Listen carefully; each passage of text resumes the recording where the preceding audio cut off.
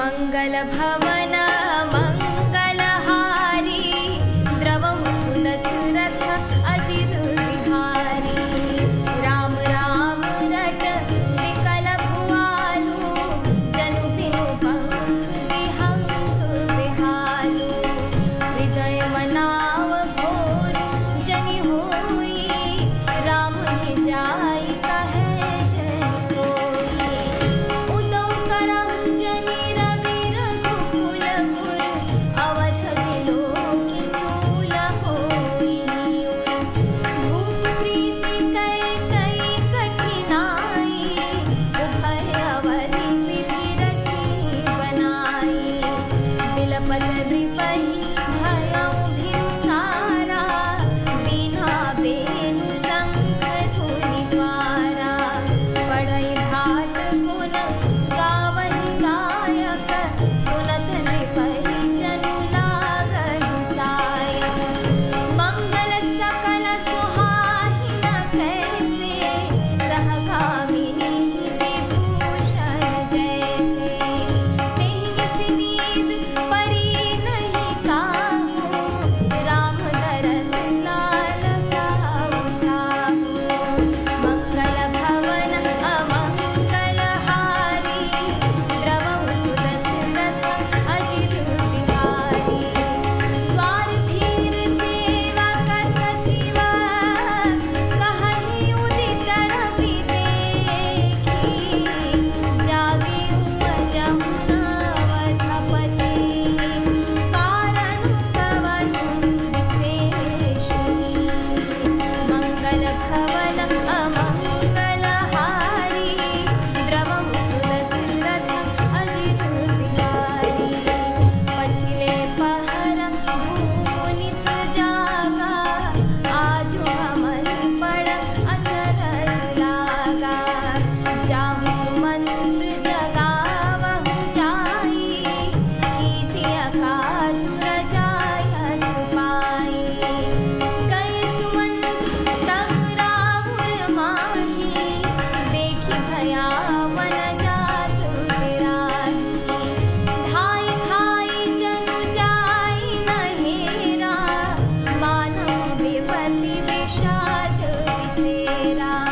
पूछे को न उत्तरु देई गई जिन्हि भवन भूप कैकेयी। कहि जय जीव बैठ सिरुनाई देखि भूप कटि गयहु सुखाई। सोच विकल विवरण महि परयु मानव कमल मूल परिहरयु। सचिव सधीत सकई नहीं पूछी बोली असुख भरी सुख छूछी। मंगल भवन अमंगलहारी द्रवं सुदशरथ अजिर बिहारी। परि न राजहि नीक निसी हेतु जान जग मीसु। राम राम रटि भोर किया कहई न मरम महीसु।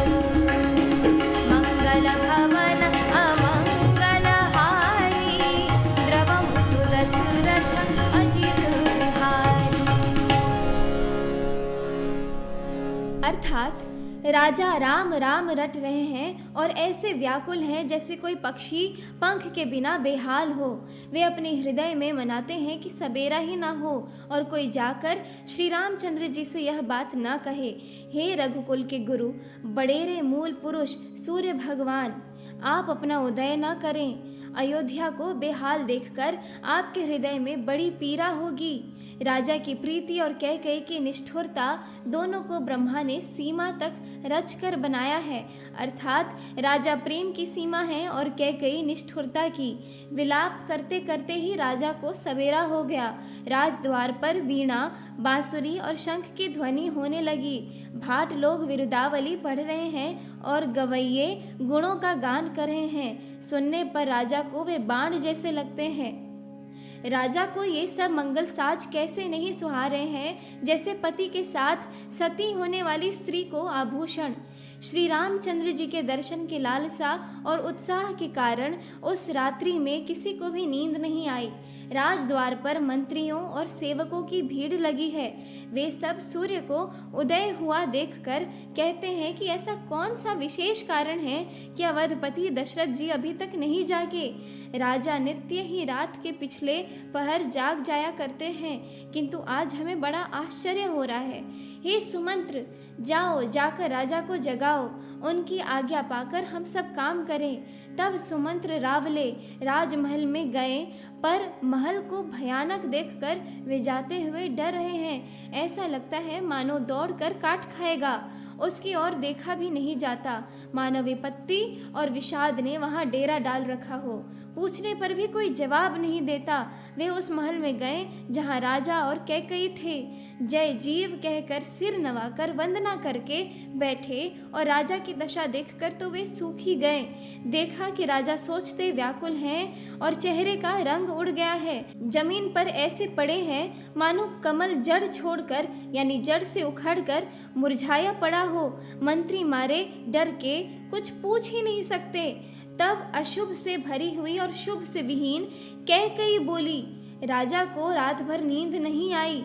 इसका कारण जगदीश्वर ही जाने। इन्होंने राम राम रट कर सवेरा कर दिया, परंतु इसका भेद राजा कुछ भी नहीं बतलाते। इस एपिसोड में इतना ही। आगे की कथा सुनने के लिए कृपया मेरे YouTube चैनल को ज़रूर सब्सक्राइब करें। जय सिया राम।